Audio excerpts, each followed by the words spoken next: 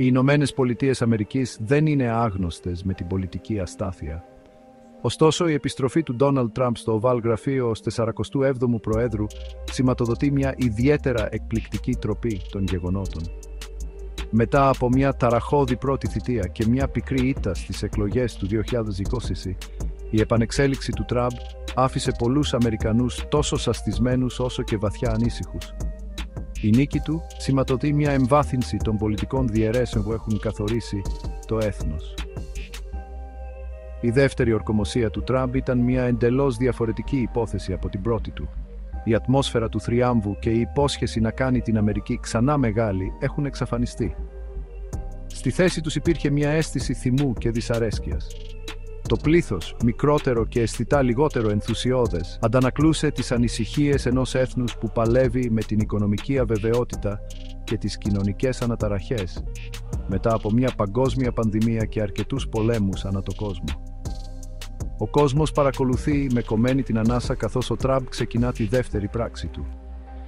Οι σύμμαχοί του χαιρετίζουν την επιστροφή του ως νίκη για τους ξεχασμένους άνδρες και γυναίκες της Αμερικής.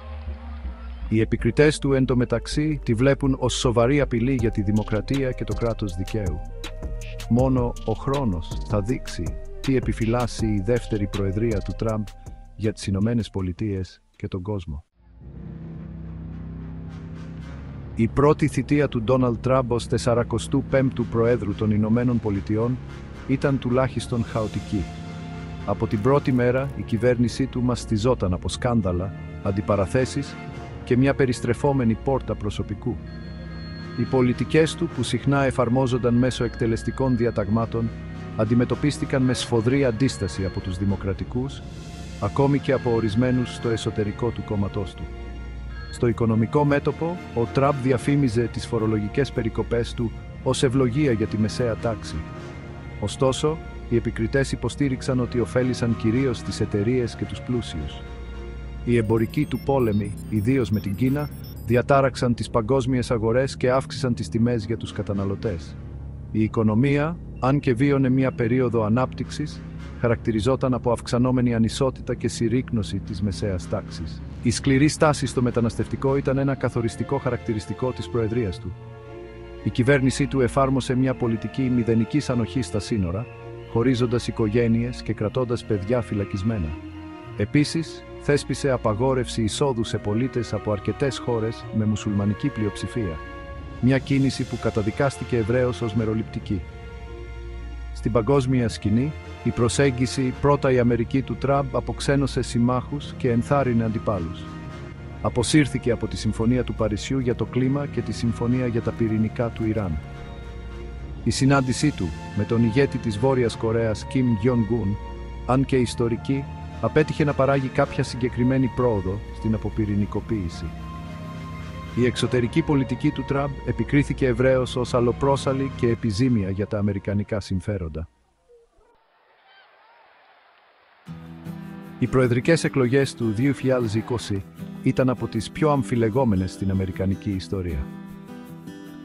Ο Ντόναλντ Τραμπ, αντιμέτωπος με τον πρώην αντιπρόεδρο Τζο Μπάιντεν, έκανε μια καμπάνια που τροφοδοτήθηκε από παράπονα, θεωρίες συνωμοσίας και επιθέσεις κατά της νομιμότητας της εκλογικής διαδικασίας.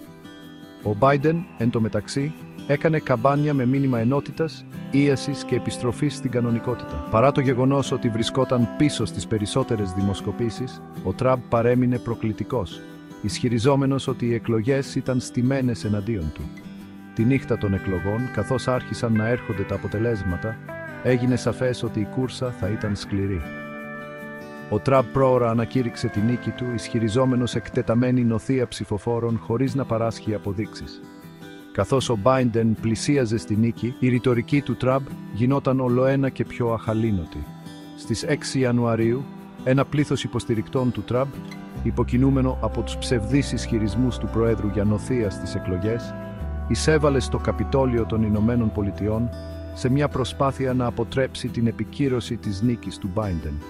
Η εξέγερση, μια σκοτεινή μέρα στην αμερικανική ιστορία, είχε ως αποτέλεσμα 5 θανάτους και συγκλώνησε τα θεμέλια της αμερικανικής δημοκρατίας.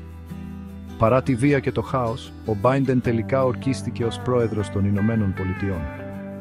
Ο Τραμπ από την πλευρά του αρνήθηκε να παραδεχτεί την ήττα του, διατηρώντας τους αβάσιμους ισχυρισμούς του περί απάτης. Τα γεγονότα της 6ης Ιανουαρίου έριξαν μια μακρά σκιά στην ειρηνική μεταβίβαση της εξουσίας και χώρισαν περαιτέρω ένα ήδη πολλωμένο έθνος. Ακόμη και στην ήττα, η επιρροή του Ντόναλντ Τραμπ στο Ρεπουμπλικανικό κόμμα παρέμεινε ισχυρή. Πέρασε τους μήνες που ακολούθησαν την αποχώρησή του από το αξίωμα συγκεντρώνοντας κεφάλαια και προωθώντας τους αβάσιμους ισχυρισμούς του για κλεμμένες εκλογές. Η πιστή βάση των υποστηρικτών του παρέμεινε στο πλευρό του. Η καμπάνια του Τραμπ για το χρήσμα των Ρεπουμπλικανών το 2024 ήταν διαφορετική από οποιαδήποτε άλλη στη σύγχρονη ιστορία. Απέφυγε τις παραδοσιακές εκδηλώσεις της καμπάνιας υπέρ των μαζικών συγκεντρώσεων. Το μήνυμά του βρήκε απήχηση σε ένα σημαντικό τμήμα του πληθυσμού. Οι προκριματικές εκλογές των Ρεπουμπλικανών ήταν ουσιαστικά ένα προκαθορισμένο συμπέρασμα. Οι αντίπαλοι του Τραμπ δυσκολεύτηκαν να κερδίσουν έδαφος. Η κυριαρχία του Τραμπ στο κόμμα ήταν αδιαμφισβήτητη. Η επιστροφή του στην εθνική σκηνή ήταν μια απόδειξη της διαρκούς απήχησής του. Η ικανότητά του να εκμεταλλεύεται τον θυμό και τη δυσαρέσκεια παρέμεινε ισχυρή. Οι προεδρικές εκλογές του 2024 υπόσχονταν να είναι ένα δημοψήφισμα για τον Τραμπ και το μέλλον της Αμερικανικής Δημοκρατίας, όπως και έγινε. Να δούμε τι θα φέρει το μέλλον.